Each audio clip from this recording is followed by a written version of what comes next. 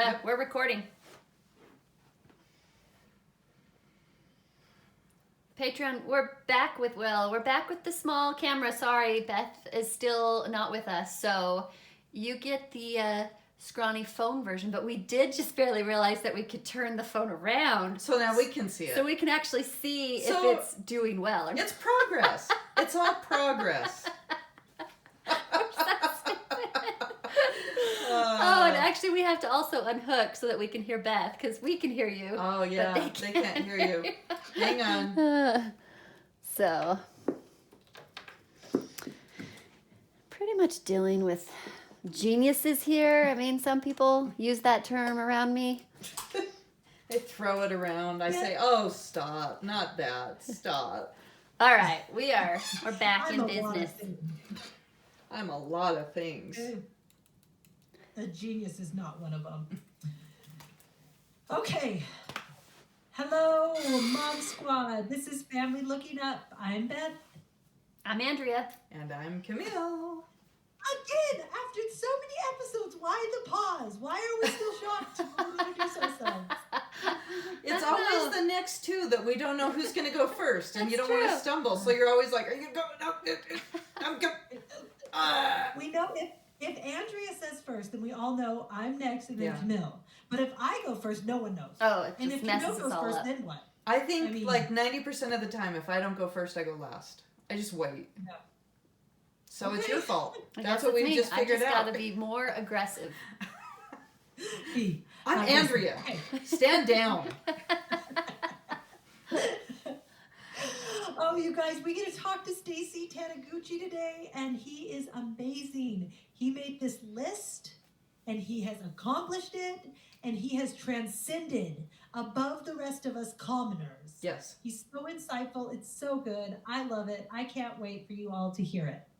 It's fantastic. It really is so good. It is so good. Not only is this list inspiring, just hearing the way he describes it, you're just like, yes, I can do this. The way he describes it really makes it mean something. Yes. You know, I think that we make lists like we throw away paper. I mean, it's easy to make a list. But he has these specific rules that make a lot of sense and make it really meaningful and powerful. Yeah, definitely. Yeah. It's really great. I loved it. So I have a goal that I have set that, you know, is kind of a perfect segue into this episode. Perfect. Let's hear your goal. Okay. I talked to a hairdresser recently about the woes of my hair that doesn't grow. And I was like, hey, hairdresser, how can I make my hair healthier and grow longer? Okay. So she says, 1, don't use Pantene Pro V, which, okay, I don't. So that's a relief. Whew. What's in there? Like chemotherapy or what? That's not your shampoo. She just randomly said that? She just said that particular shampoo? Yeah, don't use Pantene. Oh, wow. And, they make it in Chernobyl. It smells amazing. Did you say I missed it? I said they make it in Chernobyl. Go. Do you know where Chernobyl is? Like, what happened in Chernobyl? Oh my gosh. Like, I don't know, 20 years ago or something? Yeah. They had a major radiation leak in their... Yeah, Wow. it was like and a they big had deal. to like empty the city because everyone got radiated. Like for real. Wow. It was Okay. terrible. You guys are People's older skin than me. melted. It was I didn't weird. know that.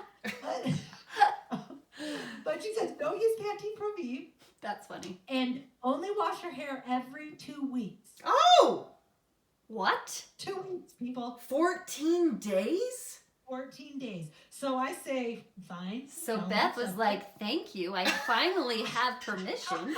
Danny yells at me for this all the time. Now I can say, Danny, do you want me to have luscious hair or don't you? He's like, I'd like to not smell that odor, is what I would like. So, Did Danny, you the hairdresser has spoken. Did you specify I want my hair to grow or I just want things to grow in my hair? Oh. She heard the word Now grow. Maybe Pantene is just extra clean. Okay, I don't know what, I think she knew it was my hair, but maybe, I don't know. Okay. But I said, okay, fine, I'll do it. But I thought, I probably can't make it 2 weeks the first day, but I'm here to say Well, not in the that first I day, did it. yes. Well, I can't make it 2 weeks the first time, But I'm here to say I made it 10 days. Oh my my gosh. goodness. I would have Without shaved washing my my hair. head. It was a little stinky, a little bit, lots of texture. But I straightened my hair because I have naturally curly hair, and I can't figure out how to keep naturally curly hair unwashed for that many days without it just being a fuzzy, weird, I don't know. This time around it's curly, so we'll see. But I kept it straight, and by like the last 3 days I just put it in a ponytail. But on Sunday, that was day 10, we had our neighbors over for a little church, gathering. Yeah. And we wanted to watch a movie. So their 10-year-old daughter was like, Beth, can I brush your hair? And I was like, ooh, She's you 10. should know we're on the 10th day of not washing my hair. And she's like, oh, it's fine. I don't care. And I was like, it's oily. And she's like, oh, I don't care. So she gets her brush out and she starts brushing my hair. And then she like looks at her hands and she's like, oh, like there's actually grease on my hands. You like just slick it back onto my head. It's like a good pomade. Can you put that on the ends? I can't really Just work it through. Just work it. Remind me to always bring my own pillow when I go stay with him. Maybe you should look into dreadlocks if you're going to do this. It's not a bad idea. I could Mhm. probably do it. But you guys, I'm just saying, I don't know how long this is going to take, probably like a month. Yeah. My hair's going to be down to my bum and so thick and luscious. You know what? Between not washing yourself and eating chia seeds, you are going to be one heck of a lady. I'm one heck of a hairy vegan lady. Okay, can I please be clear that I did shower my person, Right. Yeah. Right. just not my hair? Yeah. Right. And I even said, like, well, can I get it wet? And she said, no, you can't even get it wet. Because I thought, like, I could rinse it. Uh-huh. But no, you have to have a shower cap in, no moisture on your hair. This might be a bad joke. Like, joke's on me. She's laughing all the way to the barber shop. Have you not She's been like, tipping her lately? So, did you notice a difference after you washed your hair? I will say, my hair was straight for 10 days, unwashed, greasy, as we know. When I washed it, my curls were like, oh, like huge. My hair, it was like it was restricted for 10 days and they're just, boing. Yeah. So happy, so full of vigor and life. Just like you. Just like you. Thank you. Yes. So, I mean, no, it doesn't feel any healthier. But I don't know. I It's think a I'm good going to put it on my list of 100 things, though. There you go. Because I did it. Go for 14 this Go to time, 14 Beth. days. That's on your 100 list. Make it 14 Okay. days without washing your hair. It lines up with my values of uncleanliness.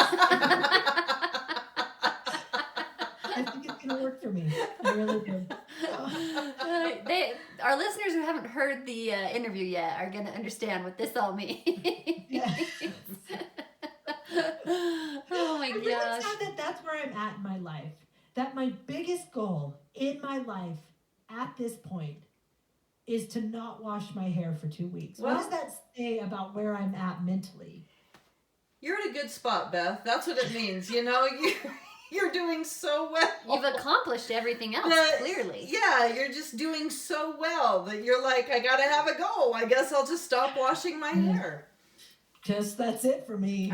I think that I aspire to be that someday because I feel like, washing my hair is so small in my life and I wish it was a bigger thing.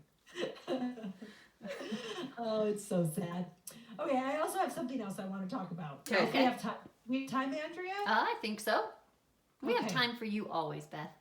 Thank you. Does anyone know who Debbie Maycomer is, the author? No.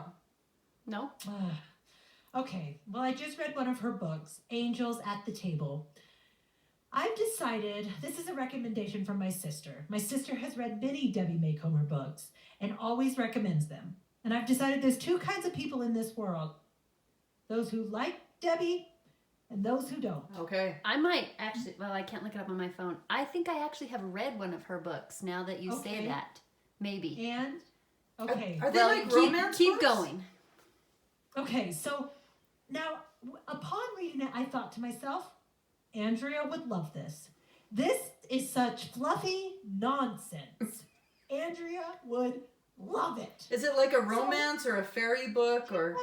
No, she does like little romances like this. But modern day, right? Yes. Not Okay. olden days. I Yes. see. This particular book was about a couple who came together because some guardian angels came to Earth and saw that they were both alone and pushed them together with their angel wings. And as I'm saying this out loud, I'm ashamed that I read it. So this is basically like a Hallmark channel for books. Her books, okay, this is my second Debbie Makeover book. Okay. Her books are a Hallmark channel. Okay. I'm guessing every book she has written has been turned into a Hallmark movie. Yeah. That's what it sounds like. Now, I'm not opposed to Christmas Hallmark movies, although I get dumber every time I watch them. But her books are just so fluffy. Syrupy. And the whole time I'm reading it like, oh my gosh, this is the stupidest argument. Just tell him it's your grandma's quilt. Why are we writing a whole book about it? Just tell him. Tell him that you didn't show up for the date because you were sick. No, you have to leave him questioning. Does she want to marry me? And I'm like, what? This is like the simplest explanation. But we're going to make a whole book out of it. And I feel like Andrea loves those. They're sweet. In the end, they end up together. There's no trauma in between. It's just a lot of lighthearted nonsense. Surprisingly, I don't. I do not like modern day romances. Oh, I didn't know this because every book you've recommended, I feel that way. Yes. Like, yeah. Just tell him. I love love stories, but for some reason when you put it in modern day, I start to be like, this is so stupid.